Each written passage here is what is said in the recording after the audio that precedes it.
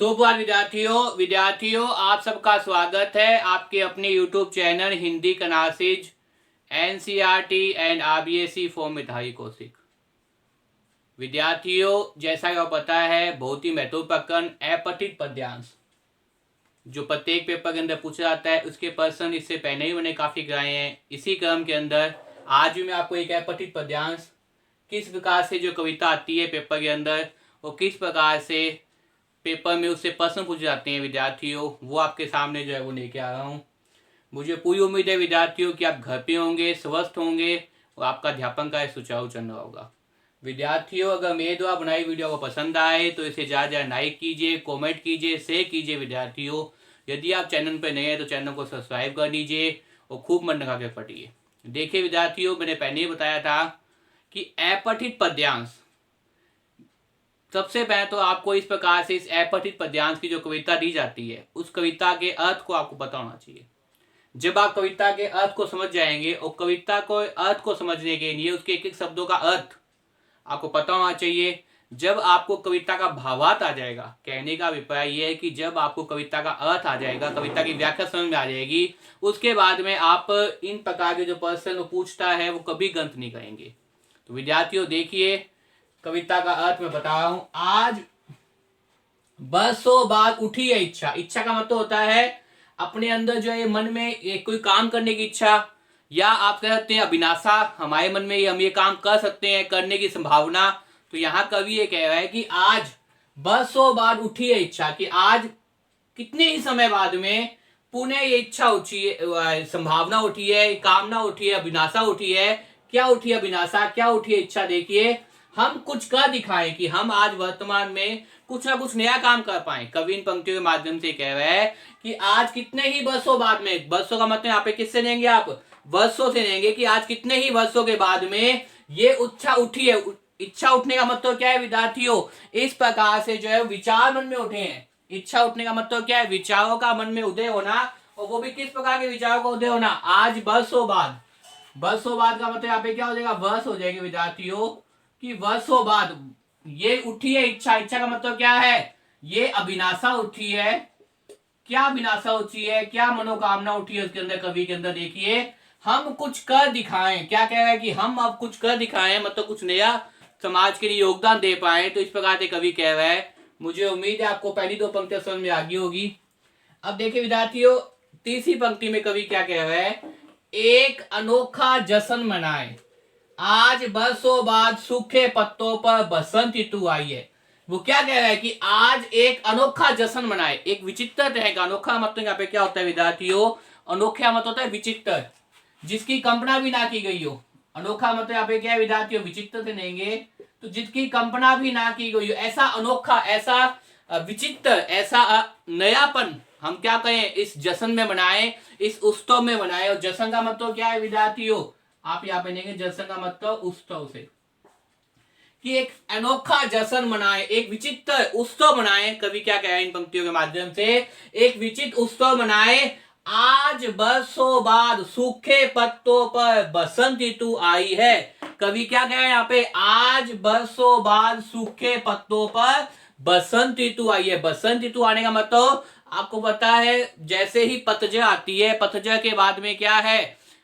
परिवर्तन होता है, बरसात आती है। बरसात आने के बाद में क्या है? अच्छा माहौल हो जाता है, सुहाना वातावरण हो जाता है। उसमें क्या है? जो पतझड़ आई थी, उस पतझड़ के बाद में क्या है? पौधों पे क्या लग जाते हैं विद्यार्थियों? दोबारा से फूल खिंच जाते हैं, दोबारा से पत्तियां आ जाती है, दोबारा से वो सूखा वृक्ष, वो सूखा हुआ पौधा क्या है? बड़ा हरा भरा हो जाता है। उस समय, जिस समय जो है बरसात होती है, सावन का महीना होता है, अगस्त का महीना आप कह सकते हैं, जुलाई अगस्त के अंदर जब मानसून आया होता है, अच्छी बरसातें होती है, तो हर तरफ क्या है? एक तरह से प्रसन्नता का माहौल दिखाई देता है, एक तरह से अच्छा वातावरण दिखाई देता है। तो कवि उसी वातावरण से लेकर हमें कुछ बताना चाहता है। देखिए विद्यार्थियों, दोबारा से, आज बरसों बाद सूखे पत्तों पर बसंत ऋतु आई है। आज कितने ही समय के बाद में सूखे पत्ते, सूखे पत्ते का मतलब जो परिवर्तन होता है समाज के अंदर, जो ऋतुओं का परिवर्तन है।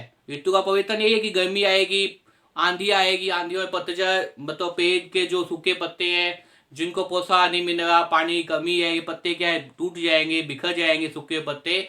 लेकिन उसके बाद गर्मियों के बाद जब मानसून आएगा, जब सावन का महीना आएगा तो पुनः क्या है, हर चीज हरियाणी हो जाएगी, सूखे पेड़ों पर भी क्या आ जाएंगे, नवीन पत्ते आ जाएंगे। तो कवि इस प्रकार से क्या कह रहा है, आज बरसों बाद सूखे पत्तों पर बसंत ऋतु आई है, विचार रूपी कनियों पर बहार खिन पाई है। विचार रूपी कनी, आपको पता है जो फून होता है उससे पहले जो है वो कनी जो है वो धीरे धीरे पुष्प के अंदर विकसित होती है, फून बन जाती है। तो यहाँ पे कवि क्या कह रहे हैं, आज अचानक ही क्या है, मन के अंदर नए नए विचार आने प्रारंभ हो गए। कवि तो क्या कहेगा, कल्पना करेगा विचारों के माध्यम से विद्यार्थियों। तो कहते भी है, जहां ना पहुंचे अभी वहां पहुंचे कवि। तो जहां सूर्य का प्रकाश भी नहीं पहुंच पाता वहां क्या है, कविता पहुंच जाती है, कवि कल्पना पहुंच जाती है। तो कवि उसी प्रकार कुछ कह रहा है कि विचार रूपी कनियों पर बहार खिन आई है, कि नए नए विचार आने लग गए हैं, नए नए विचारों का उदय होने लग गया है, एक आशावादी विचार आ गया है, एक नया दृष्टिकोण आ गया है, एक नई सोच आ गई है, नए नए के विचार दिखाई दे रहे हैं। इसीलिए कवि क्या कह रहे हैं कि बहार खिन गई है, मतलब विचारों में क्या आ गई है, बहार खिन गई है। और बहार खिनने का मतलब मैंने इससे पहले ही बताया था कि जो पतझड़ होती है उस समय जो पौधे पेड़ पौधे वगैरह होते हैं उस समय जो विरान हो जाते हैं, पत्तों से विहीन हो जाते हैं, सूख जाते हैं, उसमें जब बरसातें होती है, सावन का महीना आता है तो उसमें क्या है, बहार खिन जाती है। बहार खिनने का मतलब क्या है, पुनः पौधों पे हरियाली आ जाती है, पुनः जो है फूल लग जाते हैं, पौधा पुनः हरा भरा हो जाता है। तो कुछ इसी तरह का विचार कवि कह रहा है, बहार खिन आई है, गहनता की फसल नहनाई है। अब क्या कर रहा है, गहनता की फसल रहेगी। गहनता, और गहनता किसमें, विचारों के अंदर, गहनता किसमें, सोच के अंदर, गहनता किसमें, दृष्टिकोण के अंदर। कि अब क्या है, वर्तमान परिवेश में गहनता की फसल नहनाई है, शायद इसी कारण आज बरसों बाद, शायद इसी कारण कवि कह रहे हैं, कितने ही वर्षों के मैंने बाद में जो है पहले कविता लिखता था या कुछ नवीन दृष्टिकोण रखता था, कुछ समाज में नया विकास का योगदान दे रहा था, लेकिन उस बात को आज बहुत समय बीत गया। लेकिन आज क्या है, कितने ही वर्षों के बाद, आज कितने ही समय के बाद में क्या हुआ है, शायद इसी कारण आज वर्षों बाद उठी है इच्छा हम कुछ कर दिखाएं। आज कितने ही वर्षों के बाद, कितने ही सालों के बाद में, कितने समय के बाद आज पुनः मन में कहीं ना कहीं एक नवीन इच्छा का जागृत हुआ है, एक नवीन दृष्टिकोण दिखाई दे रहा है, एक नवीन विचारधारा दिखाई दे रही है।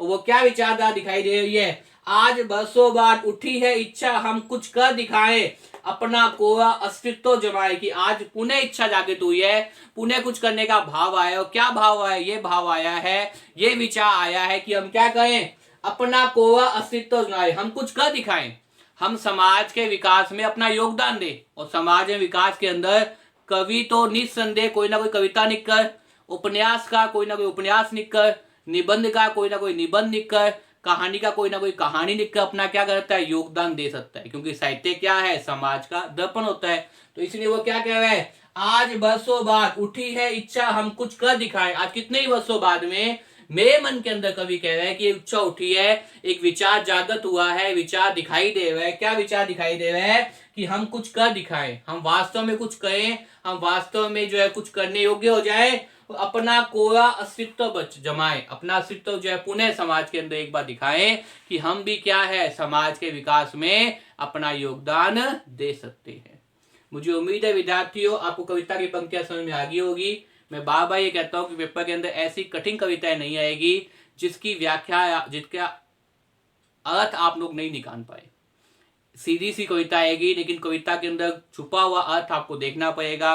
और वो अर्थ आप तब देखेंगे जब आप कविता को 2-3 बार पढ़ेंगे। पढ़ने के बाद में आपको जो है कविता का अर्थ अगर आप पहचान जाते हैं, कविता की जो कवि की जो सोच है वहां तक आप पहुंच जाते हैं, तो उसके बाद जो भी पर्सन इस पद्यांश से कभी पूछता है वो कभी भी गलत नहीं होंगे। तो देखिए विद्यार्थियों एक बार पुआ से, आज बरसों बाद उठी है इच्छा की, आज बरसों बाद ये इच्छा उठी है। क्या इच्छा उठी है, हम कुछ कर दिखाए। कवि कह रहा है वास्तव में कितने ही वर्षों के बाद ये अभिलाषा उठी है, ये संभावना व्यक्त हो रही है मेरे अंदर कि मैं कुछ कर पाऊंगा। तो क्या है, आज बरसों बाद उठी है इच्छा कि हम कुछ कर दिखाएं, एक अनोखा जश्न मनाए। अनोखा जश्न का मतलब विचित्र, जो आज से पहले समाज में देखा ही नहीं गया हो, जो आज से पहले समाज में सोचा ही नहीं हो, ऐसा जश्न, जश्न का मतलब ऐसा उत्सव बनाए, ऐसा जो त्योहार बनाए, ऐसी खुशियां व्यक्त। देखिए जश्न का मतलब क्या होता है, खुशियां व्यक्त करने का माध्यम होता है। तो कवि ये क्या कह रहे हैं, आज एक अनोखा जश्न मनाए, कितना विचित्र, अद्भुत, कल्पना से ही परे, विस्मित हो जाए जनता, वैसा जश्न मनाए। आज बरसों बाद सूखे पत्तों पर बसंत ऋतु आई है। आज कितने ही वर्षों के बाद में सूखे पत्तों पे क्या आई है? बसंत ऋतु आई है। बसंत ऋतु आने का मतलब नवीन विचार हमारी अंदर दिखाई दे रहे हैं, निराशावादी से आशावादी की हो जा रहे हैं, सकारात्मक दृष्टिकोण आ रहा है, नए नए विचार जो मुझे दिखाई दे रहे हैं। कवि कह रहे हैं बसंत ऋतु आई है, विचार रूपी कनियों पर बहार खिन आई है। आज नए नए विचार रूपी कनियों पर क्या है? बहार खिन आई है। बहार खिलने का मतलब क्या है? बहुत ज्यादा विचार आना। बहार खिलने का मतलब क्या है? बहुत ज्यादा विचार दिखाई देना, बहुत ज्यादा विचारों का आना। जब विचार आएंगे तभी क्या है? कोई ना कोई रचना होगी। जब विचार आएंगे, कोई ना कोई सोच होगी, तभी क्या होगा? उस पर काम होगा। सबसे पहले हमने कुछ सोचते हैं काम करने से पहले। तो कवि भी निसंदेह कह रहा है कि आज विचार रूपी कनियों पर बहार खिन आई है। बहार खिलने का मतलब क्या है? नई नई दृष्टिकोण, नई नई विचार, नई नई सोच कितने ज्यादा मेरे पर आ गए हैं। इसलिए वो क्या कह रहा है? गहनता की फसल ले आई हो। गहनता किसमें? विचारों में। और फसल आपको पता ही है कि फसल का मतलब क्या है? बहुत ज्यादा पैदावार होना। अगर आपने गेहूं उड़ाई है तो एक गेहूं की बात नहीं होती, फसल के अंदर काफी ज्यादा गेहूं के पौधे लगे हुए हैं, तो वो क्या कहलाती है? फसल कहलाती है। तो यहां भी क्या है? कवि के मन के अंदर गहनता के साथ, कवि के मन के अंदर चिंतन के साथ, गंभीरता के साथ नए नए विचार दिखाई दे रहे हैं। इसलिए वो क्या कह रहे हैं? गहनता की फसल ले आई है, मतलब नए नए विचारों का आगमन हो गया है। नए नए विचार आ गए हैं। एक विचार नहीं आया, पता ही नहीं कितने विचार आए हैं कवि को। शायद इसी कारण आज बरसों बाद उठी है इच्छा हम कुछ कर दिखाएं। शायद इसी कारण आज कितने ही बरसों बाद में, कितने ही समय बाद में, कितने ही युगों के बाद में, कितने ही कानों के बाद में ये एक इच्छा उठी है, ये एक भाव उठा है कि हम कुछ कर दिखाएं, कि हम भी क्या हैं? कुछ कर दिखाएं, अपना कोई अस्तित्व जमाए। हम भी क्या है? अपना अस्तित्व जमाएं। हम भी जो है कोई ना कोई नई चीज गए, हम भी जो है कुछ ना कुछ नई विचारधारा आपके सामने लेके आए। तो इस प्रकार से मुझे उम्मीद है विद्यार्थियों आपको कविता समझ में आ गई होगी। अब देखिए विद्यार्थियों, प्रश्नों पे कैसे कैसे प्रश्न पूछ रहे हैं, उन पे जो आपने चिंतन करते हैं। देखिए सबसे पहला प्रश्न क्या है? सूखे पत्ते प्रतीक है। कविता के अंदर एक बात आई थी, मैंने आपको बताया था कि आज बरसों बाद क्या है? देखिए पंक्ति देखिए, आज बरसों बाद क्या है? सूखे पत्तों पर बसंत ऋतु आई है। तो इस पंक्ति के अंदर पूछ रहा है कि सूखे पत्ते किस चीज के प्रतीक है। आपके सामने चार जो है वो विकल्प दे रहा है। सबसे पहला विकल्प क्या है? पतझड़ के।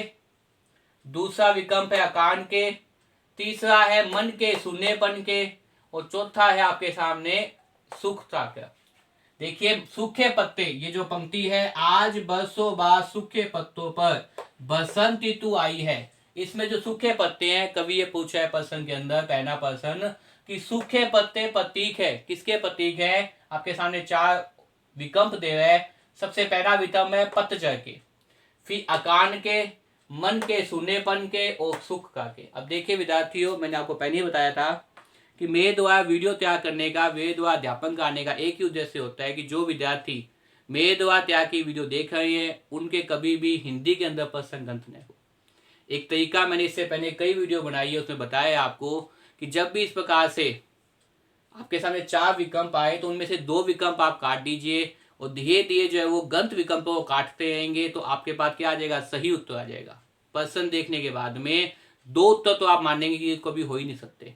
उसके बाद दो उत्तर बचेंगे, उसमें से एक सही होगा, एक गलत होगा। लेकिन जैसे जैसे आप गलत उत्तर को काटते रहेंगे वैसे वैसे क्या आप सही उत्तर की ओर पहुंचेंगे। तो देखिए पूरी कविता आपने पढ़ी है, पूरी कविता आपने समझी है। यहां कहीं भी कविता के अंदर ये बात नहीं दिखाई दे कि अकान पर गया हो। सबसे पहली बात तो ये जो आपके ऑप्शन दिया हुआ है दूसरा, अकान के, सूखे पत्ते प्रतीक है अकान के, ये कहीं भी नहीं है। क्योंकि जो प्रश्न आते हैं अपठित पद्यांश के अंदर, जो कविता के प्रश्न होते हैं वो कहीं ना कहीं कविता से ही संबंधित होते हैं। अगर कोई व्याकरण का प्रश्न आता है इसके अंदर, वो हो सकता है कविता के अंदर वो व्याकरण का शब्द दे दे और शब्द को पूछने कि इसमें कौन सा समाज है, इसमें कौन सी संधि है, या इसमें जो है वो किस प्रकार का भाव, इसमें जो है वो किस प्रकार के जो है वो आपके सामने संधि है, समाज है, शब्द शक्ति है, इस प्रकार के प्रश्न अगर आते हैं, पर्यायवाची है, तो ये शब्द तो होता है व्याकरण संबंधित। तो इसके अलावा अगर कोई प्रश्न आता है तो वो किससे संबंधित होता है? वो हमेशा जो है कविता के भावार्थ से संबंधित होता है, कविता के अर्थ से संबंधित होता है। तो कविता आपने पढ़ी, कविता के अंदर अकान कहीं भी नहीं है। आकार नहीं है तो सूखता भी नहीं है। सूखता का मतलब होता है सूख पड़े, जहां पे कमी हो पानी की। ऐसा कविता में कहीं भी नहीं दिखाई दे रहा कि कवि के पास या संसार में पानी की कमी है। पानी की कमी को क्या बोलते हैं? अकारण बोलते हैं। तो दोनों ही ऑप्शन गलत हो गए। अब देखिए दो ऑप्शन बचे हैं, पतझड़ के और मन के सूनेपन के। देखिए सूखे पत्ते प्रतीक है इन दोनों के अंदर। देखिए पतझड़ के और मन के सूखे के, मन के सूनेपन के। अब देखिए आज बरसों बाद सूखे पत्तों पर बसंत ऋतु आई, ये पंक्ति है। इसके अंदर सीधा सा मतलब ये है कि पतझड़ की बात होती तो वो कहीं ना कहीं ये नहीं कहता कि आज बरसों बाद क्या आई है, सूखे पत्तों में बसंत ऋतु आई है। वो इस प्रकार की पंक्ति कभी कभी भी नहीं कहता, क्योंकि वो सीधा साथ कहता है कि सूखे पत्ते हैं, उसके बाद क्या आ गए भाई, नवीन पत्ते आ गए, बरसात हो गई है। लेकिन उसने क्या कहा है, सूखे पत्ते के अंदर एक छिपा हुआ अर्थ क्या है, वो क्या है, मन के सूनेपन का है। किसका अर्थ दे रहा है? मन के सूनेपन का। इसलिए विद्यार्थियों ये पतझड़ के, ये आपके सामने क्या हो जाएगा, गंत हो जाएगा। और सूखे पत्ते प्रतीक है, किसके प्रतीक है भाई, मन के सूनेपन के। क्योंकि कभी कहीं ना कहीं निराश था, कहीं ना कहीं एकांकी था, कहीं ना कहीं अकेला था अपने, तभी तो उसके मन में ऐसे विचार आए थे। उसके बाद क्या है, धीरे धीरे कवि के मन में जब नए विचारों का जन्म हुआ, तभी कविता क्या कहते हैं, आज बरसों बाद उठी है इच्छा हम कुछ कर दिखाएं। तो निसंदेह सूखे पत्ते प्रतीक है, किसके प्रतीक है, मन के सूनेपन के। तो इस प्रकार से आप देखा जो पहला प्रश्न है, सूखे पत्ते प्रतीक है, किसके प्रतीक है, मन के सूनेपन के। मुझे उम्मीद है आपको पहला प्रश्न समझ में आ गया होगा। अब देखिए विद्यार्थियों दूसरा प्रश्न, दूसरा प्रश्न ये गया है, किन कनियों पर बहार का आगमन हुआ है। प्रश्न ये पूछ रहा है किन कनियों पर बहार का आगमन हुआ है। आपके सामने चार विकल्प दिए गए हैं। पहला विकल्प है भावरूपी कनियों पर, पहला जो विकल्प है वो है भावरूपी कनियों पर। दूसरा है विचारों की कनियों पर, विचारों की कनियों पर। तीसरा है छोटी नई कनियों पर। और चौथा है आपके सामने सूक्ष्म कनियों पर। देखिए मैंने पहले ही बताया था, आप इस प्रकार से जो तीन उत्तर आप काट देंगे तो आपके पास क्या आ जाएंगे भाई, सही उत्तर की आप भूल जाएंगे। देखिए कविता पढ़ी है, मैंने पहले ही बताया था इससे पहले, सूक्ष्म कनियों पे, सूक्ष्म का मतलब पानी कमी हो उसको बोलते हैं सूक्ष्म। तो यहाँ पे ऐसा कुछ भी नहीं कविता के अंदर। छोटी कनी नई कनियों पर ऐसी कोई बात नहीं की कविता के अंदर, क्योंकि सीधा कनियों का उपयोग किया है। कनी से पहले भी जो है वो पराग लगता है फूलों के अंदर, कनी से पहले भी जो है वो फूल की अवस्था होती है। अगर आपने विज्ञान कभी पढ़ी हो तो उसके बाद में धीरे धीरे जो है वो कनी फूल में परिवर्तित होती है। लेकिन ऐसा कहीं भी यहाँ नहीं है कि छोटी कनियों पर। ये दो ऑप्शन आपके गलत हो गए हैं। अब देखिए एक है विचारों की कनियों पर और दूसरा है भावरूपी कनियों पर। देखिए निस्संदेह इसका उत्तर क्या होगा, विचारों की कनियों पर। क्योंकि मैंने इससे पहले कविता पढ़ाई थी, उसमें बताया था कि कविता में क्या है, कवि के मन के अंदर नए नए विचारों का आगमन हुआ है, तभी तो जश्न मना है। तभी तो वो क्या है कि देखिए पंक्ति आपके सामने, गहनता की फसल उगा लगाई है, गहनता की फसल लगाई है विचार रूपी कनियों पर। ये आपके सारे पंक्ति में लिखा गया है, क्या लिखा गया है, विचार रूपी कनियों पर। और कवि ने ये पूछा है कि विचार रूपी की बहार कैसे आई है। देखिए पंक्ति, विचार रूपी कनियों पर बहार खिन आई है। तो पूछ ही आए प्रश्न की बहार कैसे खिन आई है, किन कनियों पर बहार का आगमन हुआ है। तो किन कनियों पे हुआ है, विचारों की कनियों पर। साफ ही दिखा हुआ है पंक्ति कविता के अंदर, विचारों की कनियों पर क्या है, बहार का आगमन हुआ है। आगमन का मतलब आना, बहार का आना, किसमें, विचारों की कनियों पर। तो निसंदेह का उत्तर क्या हो जाएगा आपके सामने, दूसरे प्रश्न उत्तर हो जाएगा विचारों की कनियों पर। भावरूपी कनियों पर जो है वो क्या है, ग्रंथ है। तो सही उत्तर क्या है, विचारों की कनियों पर। मुझे उम्मीद है विद्यार्थियों आपको दूसरा प्रश्न समझ में आ गया होगा। अब देखिए विद्यार्थियों तीसरा प्रश्न जो कभी पूछ रहा है इस अपठित पद्यांश के अंदर, वो आपसे पूछ रहा है गहनता की फसल। क्या पूछा है विद्यार्थियों, गहनता की फसल से कवि का क्या आशय है। आशय का मतलब अभिप्राय है। गहनता की फसल से कवि का क्या अभिप्राय है, विचारों में परिपक्वता, अपना अस्तित्व, नहनाती फसने, या विचारों की गंभीरता। देखिए चार जो आपके सामने विकल्प दिए गए हैं वो ये दिए गए हैं, विचारों में परिपक्वता पहला तो ये है, दूसरा है अपना अस्तित्व, तीसरा है नए नहाती फसने, और चौथा है विचारों की गंभीरता।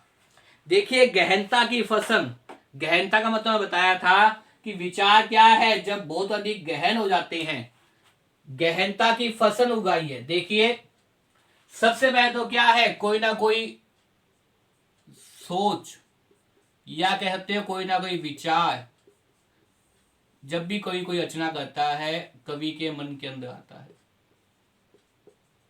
कवि के मन में दिखाई देता है। वो सोच कह दीजिए, विचार कह दीजिए, वो किसके मन में दिखाई देता है? कवि के मन में दिखाई देता है। धीरे धीरे क्या है उस विचारों में क्या आती है? परिपक्वता आती है। परिपक्वता कहने का मतलब ये है कि विचारों पर अगर कोई रचना लिखता है कवि, तो धीरे धीरे जब अपनी रचना को बार बार पढ़ता है तो उसमें संशोधन करता रहता है। उसे लगता है कि नहीं, ये जो वाक्य है अगर इस वाक्य को इस प्रकार से लिखा जाता तो वो सही हो जाता, या इस प्रकार से जो है कविता को मैं लिखता, या ये नया दृष्टिकोण कविता में डाल देता। कविता कह दीजिए, या अभी तो आप कविता पढ़ रहे हैं, उपन्यास कह दीजिए, कहानी कह दीजिए, नाटक कह दीजिए, कोई भी एकांकी कह दीजिए। जब आप बार बार लेखक है, कवि है, एकांकिका है, उपन्यास का है, अपनी ही रचना को देखते हैं तो उन्हें आभास हो जाता है कि यहाँ जो काम है वो हमने क्या किया है, थोड़ा सा गंद किया है।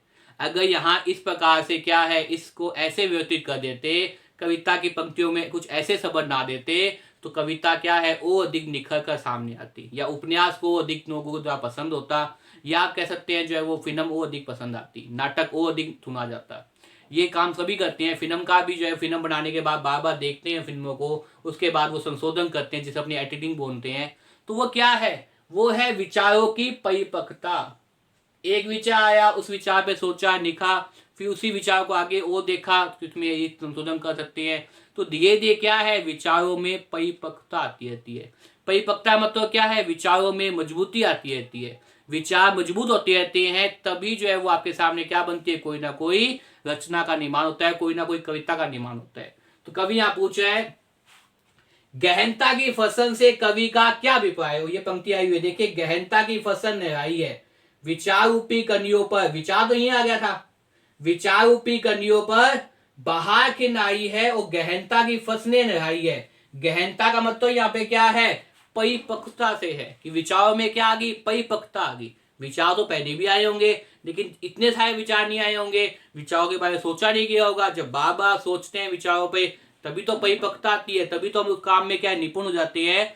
तो यहाँ देखिए, सबसे पहला अपना अस्तित्व। तो कविता के अंदर आपने कभी भी ये नहीं देख पाए कि कवि अपने अस्तित्व के बारे में सोच रहा है या कह रहा है, क्योंकि कवि तो पहले ही देखा था, उसका अस्तित्व तो पहले भी था, पहले भी कितनी कविताएं कवि ने लिखी थी। तो ये जो है वो ऑप्शन सही नहीं है इस उत्तर का। नहन आती फसलें, यहाँ देखिए फसलों के अपेक्षा किसकी बात चल रही है? विचारों की बात चल रही है। किसकी दृष्टिकोण चल रहा है? विचारों में गहनता की बातें चल रही है, नए नए विचारों का आगमन हो रहा है, नवीन विचारधारा दिखाई दे रही है, नया सोच दिखाई दे रहा है। तो नहन आती फसलें भी इसका उत्तर नहीं होगा। अब देखिए, दो है, एक तो है विचारों की गंभीरता और दूसरा है विचारों में परिपक्वता। दोनों ही जो ऑप्शन है अपने आप में जो विकल्प है